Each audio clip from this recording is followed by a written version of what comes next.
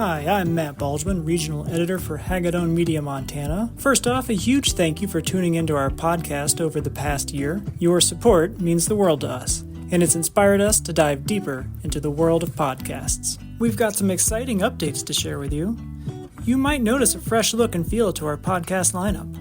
We've revamped things a bit, breaking our shows into 4 distinct podcasts to make your listening experience even better. First up, Interlake News Now is simply News Now. Here you'll get Taylor's headlines, Melissa's local events, and all the timely news updates you need. Sports Now is now Keeping Score, where you can stay up to speed on local prep sports. Then there's Deep Dive. This podcast is all about exploring the stories of local people, businesses, and ideas. And if you missed last summer's Maritime Mystery series, don't worry, it's now the first season of Deep Dive. And of course, our monthly concert series, Press Play, now has its own podcast. Get ready for exclusive interviews with local musicians and all things Press Play. You can find links to all these new podcasts listed in the description of this episode, or simply search for Daily Interlake wherever you listen to podcasts. Once again, thank you for your incredible support. If you enjoy what you hear, be sure to like, subscribe, and leave us a review.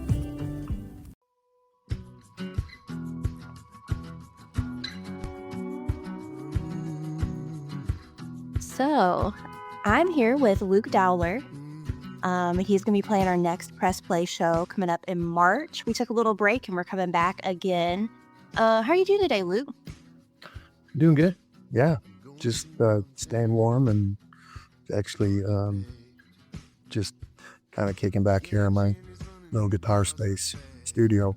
You've been around. You've been a musician for quite a long time. I think I read in a bio that you've been playing for 20 years, and you're a Kalispell native. How did you get into music? How'd you get started?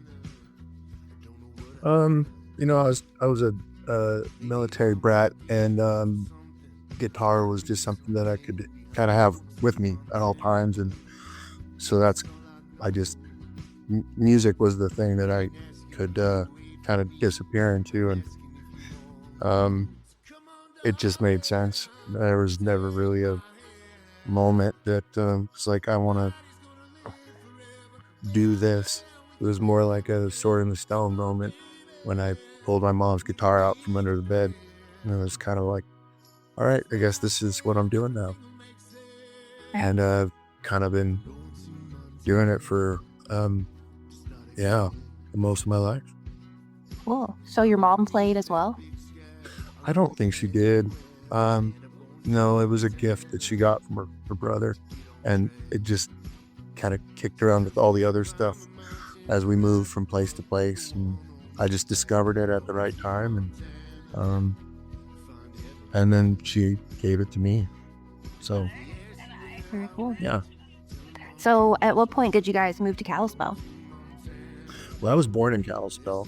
Okay. I was born in Kalispell, and my folks ended up my dad re-enlisted in the military, and that took us away at a real early age. I mean, I don't think I was born one yet, so there was always a plan to come back. That was where the family was going to settle once the tours of duty and going from 20-year career got put in, which did, and this is where my family always kind of said, wherever we went, all this place is it's okay, but nothing's like Montana. We're going to get back there once we're all kind of through with the career in the Marines. And that's what happened. Nice. So, yeah, it's always good to come back home. Yeah. Yeah, well, I never knew it. So when I came back, it was brand new. It was all new. And I've since then, of course, I've been all over the state, and I love Montana, and proud to actually have been born here. So you got into music, felt very natural for you. Did you always know you wanted to sing, or was it instrument first that came for you? It was kind of one and the same, but had to learn the instrument first because you kind of have to connect two different places in your brain um, to be able to use that. So I had to get to a certain place, um, and a lot of times, then once I finally kind of freed up my hands and my space and the brain to not think about the instrument and start thinking about singing and the different rhythms and cadences, and um, it was usually done late at night while the family was asleep, or where I could just kind of um, quietly work on, I guess, carving out space for both. So a lot of late night, early morning sessions is kind of wood shopped the ability to be able to do it, or at least to yeah, I guess to be able to if that's what you want to call what I do. But yeah, I wanted to definitely be able to sing and play a song that I had written kind of from day one. That was the goal. Yeah. So you've been songwriting the whole time. Yeah, yeah, pretty much. Um I've got lots and lots of half written and unfinished and finished songs, and uh it's actually I've got notebooks and notebooks of stuff that a lot of times I'll pull out, uh and the cringe is it comes out. I'm like, well, there's a reason why I didn't take that any further. And of course now I have probably 5 dead phones that I just keep because I've got notes that won't fit, or just different fragments of voice memos and things. And I've never taken the time, too lazy, I guess, never taken the time to actually upload them to one central spot. But um, yeah, songwriting is has been a thing, and that I think maybe that was the driving, even beyond the guitar and the singing was probably the songwriting, and the ability to kind of conjure something up and um, and be a vessel for it, and also communicate. Yeah, songwriting has definitely been the driving force. I mean, that's been a whole process too of carving out and being inspired by different um, genres or styles, or at different moments and times in life, and then investigating that and seeing how that kind of shade or color paints with the tools that I have. And that's been fun. I think that's also a big part of the exploration thing. Uh, exploration, just exploring music and what I can, how I can operate in it has been part of, I guess, the fun for me. Yeah, I could see that a lot. Your sound seems like a bunch of different like influences brought together. So, back when you started, what was the music that you were like super into that was giving you lots of inspiration compared to like what gives you inspiration these days? Yeah, it was all attitude. It was punk rock. It was punk rock and a little bit of, excuse me, uh, ska and reggae. And then that kind of moved into bands like Clash and Police, some of the UK legends. Um, and then from there, it kind of went all over the place. I mean, there was, the grunge kind of Seattle sound stuff, and I kind of would break periods of music up and digest and be really into that, and then I get really into like 90s West Coast hip hop, and then I get really into uh, Bob Dylan and digesting as much as of his stuff, and until some other thing would catch my ear, and um, yeah, there's been a lot of inspirations for sure. When did you put out your first album? When I moved back to Kalispell, it was my senior year of high school, and I came back actually with punk rock and ska, and I'd been writing all these songs, and I wanted to form my first band, and it was hard though because there wasn't much of the music that I was listening to. Was people weren't quite aware of it, or musicians weren't there. There was nobody was really doing it, so I had to convince the band members that we were forming a swing band because they could understand what swing was, and so we got together and we played for a while. That would have been the first album. The band's name was we were the Decepticons, and then we had to change the name because of a licensing infringement with band in California, and we changed our name to the Royal Rangers, and we had a Canadian Mountie as the logo, and put out a 6-song record, and then that graduated into a full album that is there's a lot of people actually. I gotta dig it out. I only have like 1 or 2 copies of it, but there's a lot of folks around here that'll come up and they want to copy it, they want to listen to it, because it was a fun record for sure. So that would have been that would have been around probably 99 or 2000. Yeah. And then from there it went, there were a few more albums that kind of graduated with another band called 3 Minutes from Home, and we toured for a while, kind of all over the US and all over Canada and Australia. And then it just made sense for me because as band members, and folks were musicians, but they weren't musicians that wanted to do it for a living or life situations. People would come in and rotating doors of people, and that became real hard to keep a band project going because people kind of fall in love with certain people or players, and then where are they? They're gone, and you're teaching new people and working a whole new dynamic, trying to learn. So I just kind of said, well, I know I'm doing this.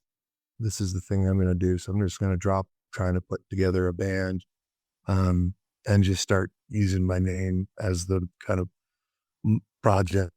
Even though I think I really love, I love the band dynamic in the band, but it just got to be, it's really difficult when you put in so much work to a project, and then folks, for justifiable reasons, so sometimes band drama or whatnot, then you kind of find yourself, you're high and dry, and you got to start all over again. So and then I put out a couple albums, few albums. I really couldn't tell you how many albums I put out. Some of them have gone in the vault, like the Disney vault. But the latest one I just put out this last year is probably my favorite. So, and I know that's kind of what we're supposed to say, but it really is. It's kind of like it's a fully kind of thought out albums. It was my one of the best experiences making it too. We made it down on Lake Mary Ronan in a cabin, a place called Camp Tuffet, and then came up and did some other stuff in them.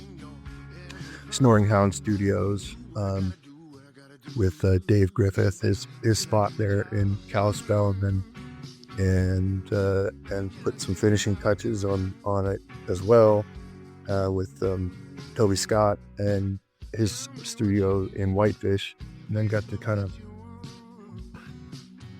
release it. So Yeah, that's awesome. I was wanting to ask about the new album. It sounds like the process of making it was really fun.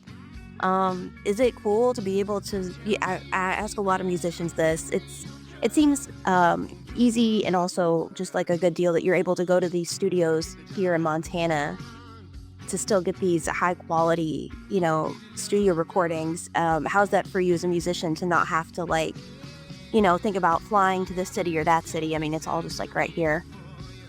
Yeah. Well, I think not only are there studios, but I mean, obviously the tools have been put even in the musicians' hands themselves. You can make a whole album on your iPhone. You don't even, there's plenty of famous examples even of that. So not just having the access, which, it has been, well, I mean, I built my own studio too. And so a lot of things I would even do myself. I've done records myself. And the thing that I loved about this last project was that made it more of an event, meaning because it was outside, at least, I mean, it's not that far away, but it was still something where people kind of had to sequester themselves, which then everyone's minds are kind of, the dynamic of the group is kind of all on the project and not necessarily watching the clock and going like, how much more time can we afford? How much more time are we able to pay for? Or even with the schedule, everybody's schedule is kind of all in sync. So it really allowed for a really cool process that I became a believer in for sure, of kind of the band's going to some house in some place where they're living and recording kind of at the same time. I don't know. There was just a vibe and a feeling that brought the core of the album came from that, which was really only about 3 or 4 days. But, it's a lot happens when everyone is all there together and you're sharing meals together and then, recording and creating some of the parts and pieces. So I'm a big believer in that. And I don't think that I necessarily answered the question, but I do think that there's always been good studios. At the end of the day, it's having the right people with you in the room who can help draw out the best of what you do and understand what you want to do as well, and help facilitate it, and vice versa. So I think wherever you can find that, if that's with your buddies in a basement, or if that's at one of the studios around here, studios out of town, a lot of times you could get that experience that I was talking about, where you could sequester, and I think that that's valuable. And then the other one, you get some name recognition out of it if you're going to a studio that's has some projects that have broken through kind of the public consciousness. You get name recognition for working with that studio, and it makes people actually go, "Oh, really? Okay, maybe I'll listen to that now." Because there's kind of value, but at the end of the day, I guess it comes down to where the best music that you can make. Where's it going to come from? Because that's the legacy I think that musicians should be thinking about, not necessarily the likes and the heart emojis and their views. I mean, that all counts, but I want to sit back and kind of look at the collection of stuff and be proud of it. Midnight Conversations, tell me a little bit more about like the concept behind the album, because just the title I think evokes like a certain feeling. Well, the concept for Midnight Conversations really was about the types of conversations that you have. If you think about it, those late night conversations that there's a wide range. They're usually like either they're life-changing conversations, they're heated arguments, they're philosophical ponderings and debates over a cup of coffee or at a late night diner, or a couple kind of a couple's conversation late night. I mean, just the intensity, I guess, is a little specific to that time, and so it was just something that I was just kind of collecting, maybe even personally, but even just conversations throughout life, and just thinking about like those midnight conversations that stand out, that are kind of pivotal moments in somebody's life, where maybe something clicks, and a friend's, a heart to heart, a confession, something that happens, in those late night conversations. So Yeah, definitely. I mean, there's some of the best conversations. yeah, and the worst sometimes. So Sometimes, yeah, exactly. Sometimes really bad. yeah, So I can see where that'd be really good fodder for songwriting. Is there a song off the album, or a few songs off the album that you really, really love performing, or that you just enjoyed the process of writing, or? there might be one or two. I mean, I pretty much, that's why I think this is my favorite album, because if listening back, I don't want to skip. I do have some albums where I'm like, oh, okay, yeah, I'm kind of over that. That had its time. That song had its moment. Some songs have kind of shelf lives, and a lot of songs, are they're the evergreen songs are the ones that, obviously radio stations keep playing for, because they have that kind of life. But I love just about every single song on this record, and they're not. It's a listening, for the most part. It's a listening record. There's a couple songs. It's not like a party record. Um, it's not. It's not like. Yeah, it's just the parts and pieces that I put it together, and had friends contribute and everything. There's a lot of things that I've done sonically even. Yeah, it's really difficult. And some of the stories where the songs came from to make them special, uniquely special to me. Annalise, which is the very last song on the record. I mean, I wrote that. Uh, I was on tour in a basement club in Manhattan, about ready to go on, and got a phone call that my daughter was being rushed to the hospital, emergency room. Um, and I was kind of just gutted. I mean, there's nothing that I could do except for just wait for the next phone call, in a sense, because of the nature of the situation. And she had to have emergency surgery. And so I had this period of time before I could even think about coming back and figure out what was going on, where it was just, I had no idea. And so I just grabbed my guitar and started writing a song as a bit of a therapeutic and mental way to kind of get through it. And so, and that's, I mean, I think that's one of my favorites to perform. But the and everything ended up being, she's fully healthy, and everything ended up working out. But yeah, I think there's some of the best songs, and I had a lot of local musicians in the Flathead contribute to some of the horn players from 20 Grand. Just had a lot of local musicians join in and work with me on playing parts. I'm really proud of. So So yeah, you could put out the new album last year. What's in store for you for 2025? a lot of tourists. Yeah. Yeah, playing music for a lot of tourists.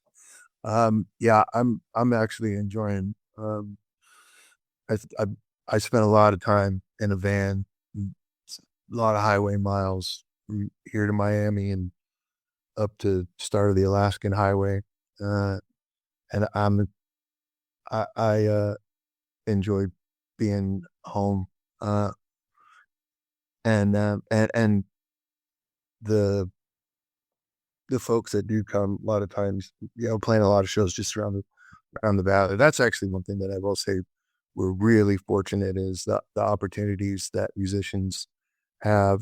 They're pretty wide during the summer months, especially, but even during the winter, there's a lot of opportunities to eke out a living and support yourself. And so very fortunate or thankful for that. And now some of those opportunities are getting bigger, maybe spotlighted more, things like this. So that's really cool. But I don't really have much planned because I'm actually just looking forward to it warming up and playing some music and then getting out to the woods. So that's pretty much what like I said, I spent a lot of time on asphalt. So I like to get out and where there's no asphalt as much as I can. Yeah. Are you a hiker or a backcountry camper? What's your summertime thing? Yeah, well, I like to fly fish and yeah, I like to backpack. I like to basically bust my ass, play as much as I can, and then once September hits, go by. Bye. That's kind of what I've been doing the last couple years, and we'll see if I get to do that again this year. But that's what I love doing. It's disappearing into the mountains. So Yeah, totally. Well, we're bringing you out of hibernation a little early this year for press play. yes, yeah. I know I'm a little groggy, a little sleepy, but yeah, no, it's good. Looking forward to it. So that's going to be March 7th. We're really looking forward to it. And yeah, I appreciate you taking the time to chat to me today, Luke. It's been great. Awesome. Thanks, Taylor.